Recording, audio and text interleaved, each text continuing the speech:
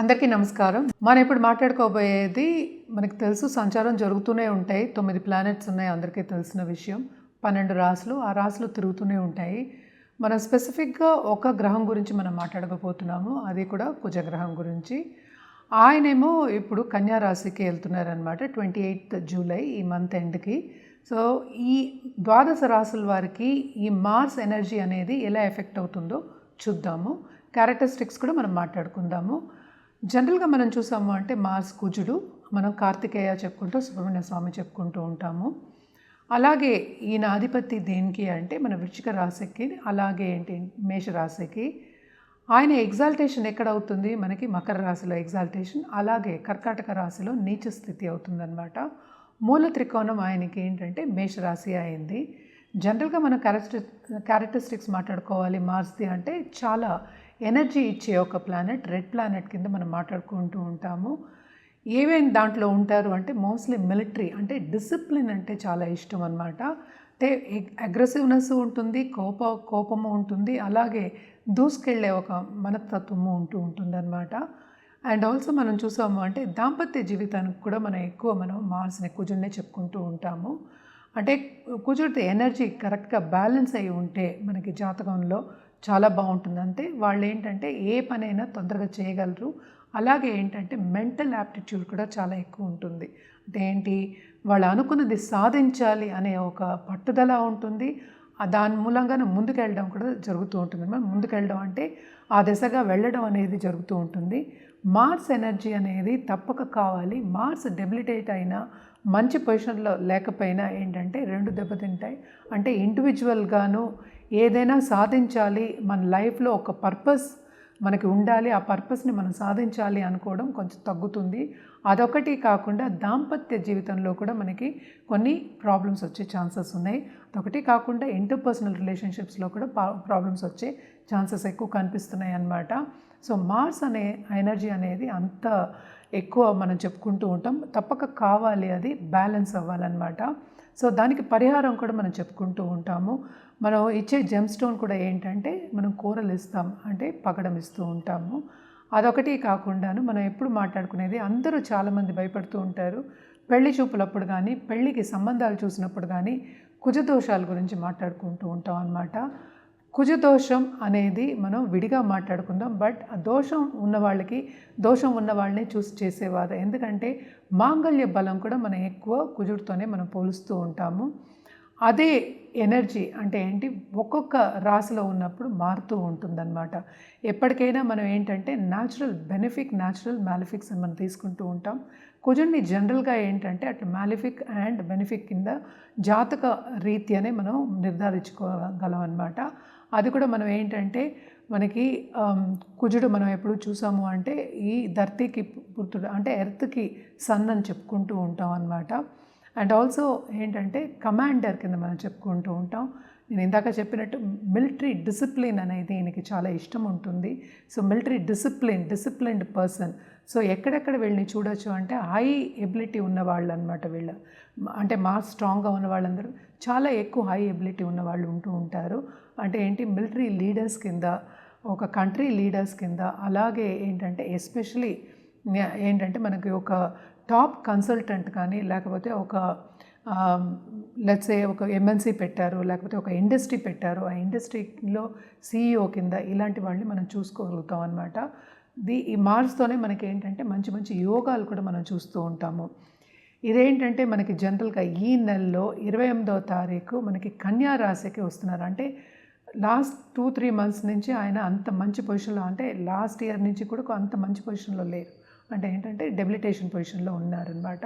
So న్యాచురల్గా ఏంటంటే ఆయన 10th house, natural 10th house of the zodiac is Makar రాశి. దాంట్లో ఎగ్జాల్టేషన్ అంటే ఏంటి, కెరియర్కి కూడా ఈయన చాలా వెరీ వెరీ ఇంపార్టెంట్ మనం గ్రహం కింద మనం తీసుకుంటూ ఉంటాము. ఏ పని ఇచ్చినా కూడా సాధించగలరు, చేయగలరు, ముందుకెళ్ళగలరు. అంటే ఆ మెంటల్ ఎబిలిటీ ఉండాలి, ఆ మార్స్ ఎనర్జీ అనేది తోడవ్వాలి. దీంట్లోనే ఏంటంటే నెగటివ్ రిజల్ట్ కింద మనం తీసాము అంటే కొంత అగ్రెసివ్నెస్ ఎక్కువ ఉంటుంది. అండ్ ఆల్సో ఏంటంటే అన్నిటికీ ముక్కు మీద కోపం ఉంటుంది. అండ్ తొందరపాటు నిర్ణయాలు తీసుకోవడం అనేది కొంచెం ఎక్కువ ఉంటుందన్నమాట. అగ్రెసివ్నెస్ మరీ ఎక్కువ ఉంటుంది.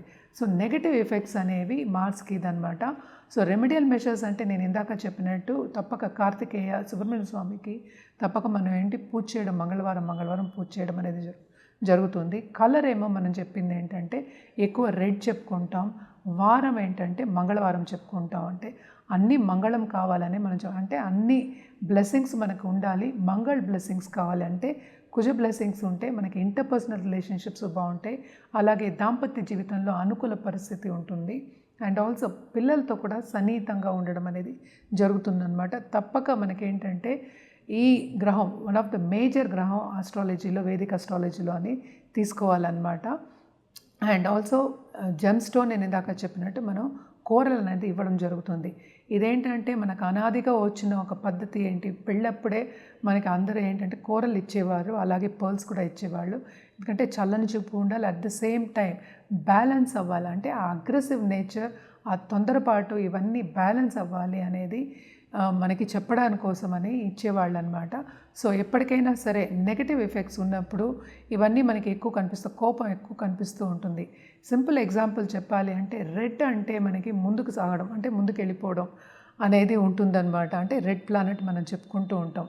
ఇదే ట్రాఫిక్ లైట్స్లో మనం చూసామంటే, రెడ్ లైట్ చూసామంటే ఆగిపోమని చెప్తాం. సో ఇదేంటంటే ఈ రెండిటికి మనం బ్యాలెన్స్ చేసుకోవాలి. అంటే లైఫ్ అనేది మనకి ఒక బ్యాలెన్స్.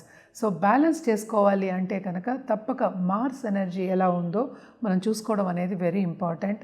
ఇదే మార్స్ అంటే కుజుడు ప్రస్తుతం మనకి 28 జూలైకి కన్యా రాశికి వెళ్తున్నారు. అది తెలిసిన విషయం ఏంటంటే మనకి మెర్కురీ ఈ రాశికి అధిపతి ఏమో మనకి బుధుడయ్యాడనమాట. సో ఈ ఎనర్జీ ఎలా ఉంటుంది ద్వాదశ రాశి వాళ్ళకి చూద్దాం. మనం ఇప్పుడు మాట్లాడుకోబోయేది ధనుసు రాశి వాళ్ళ గురించి. ఈ సంచారం అంటే కుజ సంచారం ఎలా ఉందో చూద్దాం. కుజుడేమో ఈ రాశికి 12వ అధిపతి అయ్యాడు, ఆయనేమో 10th ఉన్నారు. సో తప్పక దూరపు దేశంలో ఉన్న వాళ్ళకి చాలా బాగుంటుంది, విస్తరిస్తారు. అలాగే ప్రమోషన్స్ వచ్చే ఛాన్సెస్ ఉంటాయి, ట్రావెలింగ్ ఉంటుంది. కానీ ఏంటంటే వీళ్ళకి 12th ఉన్నప్పటికీ చాలా ఖర్చులు అనేవి అధికం అవుతాయి అన్నమాట. అదొకటి కాకుండా వీళ్ళకి కరేజ్, అలాగే లీడర్షిప్ క్వాలిటీస్ కూడా ఎక్కువ అవుతాయి. సో తప్పక టాప్ పొజిషన్లో ఉన్న వాళ్ళందరికీ చాలా బాగుంటుందనే చెప్పాలి. అలాగే బిజినెస్ పీపుల్ కూడా చాలా బాగుంటుంది.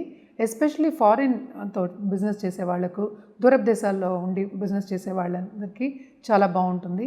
అలాగే ఆన్లైన్ బిజినెస్ చేసే వాళ్ళందరికీ బాగుంటుంది.